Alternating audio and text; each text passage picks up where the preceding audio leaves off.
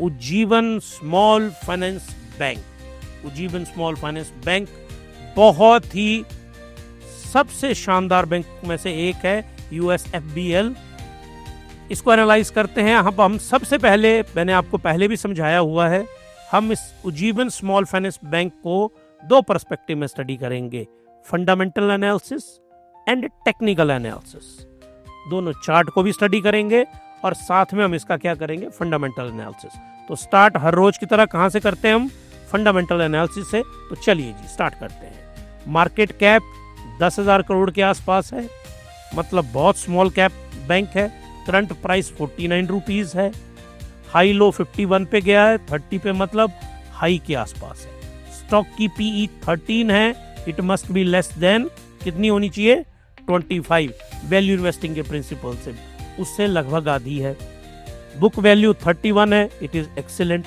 Dividend yield 3%, 10/10। 1 lakh रुपया लगाओगे ना, 3,000 रुपए तो ये आपको सीधा ही दे देगा साल के, कि 3% तो इसका डिविडेंड यील्ड है। रिटर्न ऑन कैपिटल एम्प्लॉयड 8.53%, ये थोड़ा ऊपर हो सकता है, तो इसका तो स्कोर हम इसको देंगे 5/10। थोड़ी इंक चेंज कर देते हैं। रिटर्न ऑन इक्विटी 12.4%, 8/10, अच्छा है ये। फेस वैल्यू 10 है, इसका मतलब इसको तोड़ा जा सकता है कभी भी, और इस बहुत अच्छी बात है, इसको भी 10/10 नंबर देंगे। इंट्रिंसिक वैल्यू 46 है, उसी के आसपास है ये। इंट्रिंसिक मतलब इन्वेस्टमेंट रेट के आसपास है। एबिटा 12.4, ये भी 10/10। ये देखिए ऑपरेटिंग प्रॉफिट मार्जिन 46%, ये तो मैं 100 नंबर दे सकता हूँ 10 में से, 10/10 number. Profit after tax 9,000 crore रुपए की कंपनी में 726 करोड़ रुपए का प्रॉफिट है, उसको आप क्या बोलेंगे, उसको आप बोलेंगे एक्सीलेंट। डिविडेंड यील्ड बता दिया, ROC बता दी। अर्निंग पर शेयर लगभग 4 रुपए, 10/10। PG ratio 0.83, 10/10। इंडस्ट्री PE 19-20 के आसपास है, और ये कितनी है, 13, बहुत ही शानदार। मार्केट कैप बता दी, अर्निंग बता दी। प्राइस टू बुक वैल्यू 1.56 है, जिसको PB रेशो कहते हैं, 9/10। 1.5 से नीचे होनी चाहिए, या हल्की सी ऊपर है तो 9/10। प्लेज परसेंटेज 0, 10/10, मतलब कोई कर्जा नहीं ले रखा है इसने, डेट फ्री।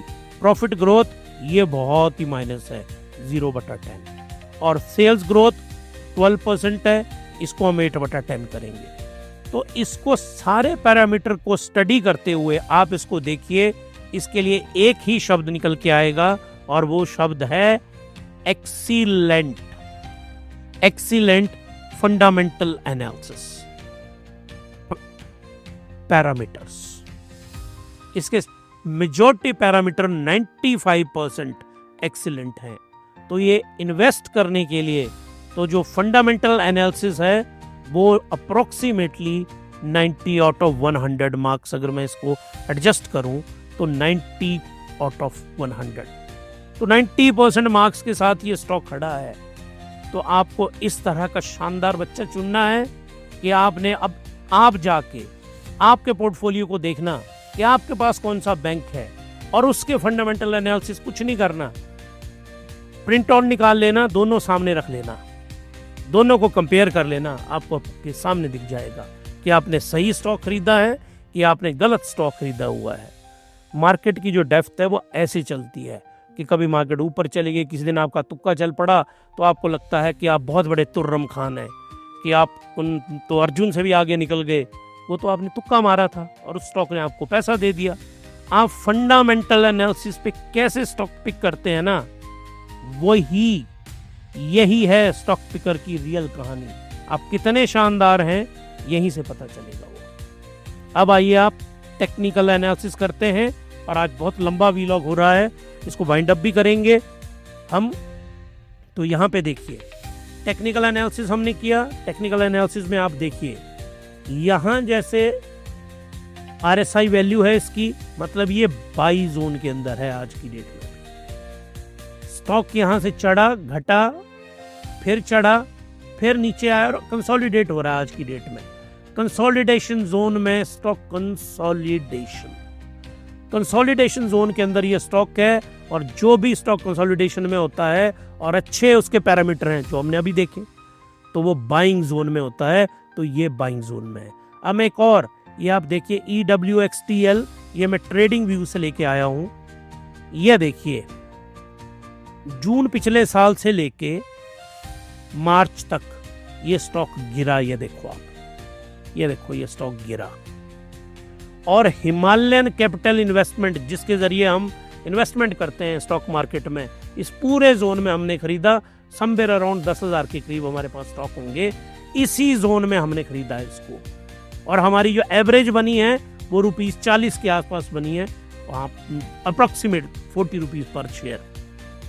इस जोन में हम खरीदते गए और हमने इसको बेचा नहीं है। अब ये वाला इसका जोन क्रिएट हुआ है आजकल। ये देखिए आगे स्टॉक गिर सकता है, कोई नहीं बोलेगा कि, लेकिन ये स्टॉक जब भी गिरे आपको बाइंग अपॉर्चुनिटी दे, आपने इस स्टॉक को खरीद के रखना है।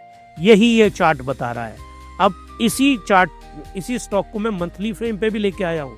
मंथली फ्रेम मैंने कल भी समझाई थी। मंथली फ्रेम का मतलब है ये जो कैंडल है, 1 candle is equal to 1 month. तो ये देखो 1 2 3 4 5 6 7 8 महीनों से ये स्टॉक गिरा।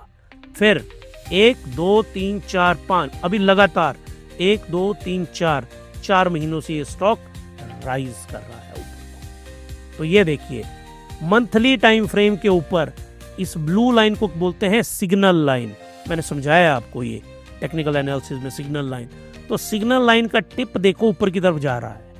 अगर ये ऊपर को जाएगा तो मंथली बेसिस के ऊपर, ग्रीन करते हैं इसको, तो मंथली बेसिस के ऊपर ये जो स्टॉक है ये ऊपर की कैंडल बनाता जाएगा, ऐसे ऊपर की कैंडल बनाता जाएगा। ये तो मैं रिप्रेजेंटेशनल बनाई आपको, तो इसके ऊपर जाने की संभावनाएं बहुत ज़्यादा हैं। और इसको हम कंफर्म किससे करेंगे? इशिमोकू क्लाउड से। ये क्लाउड आपको दिख रहा है ना, ये देखो रेड दिख रहा है, ग्रीन।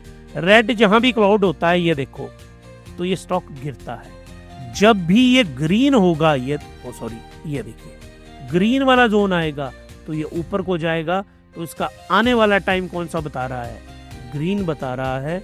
और बाइंग जोन के अंदर भी है। तो ये रहा आज का आपका Ujjivan small financial bank limited. ये था हमारा स्टॉक ऑफ द डे। बहुत ही इसका हमने आज क्या किया? Fundamental analysis plus technical analysis, ये दोनों हमने स्टॉक के किए।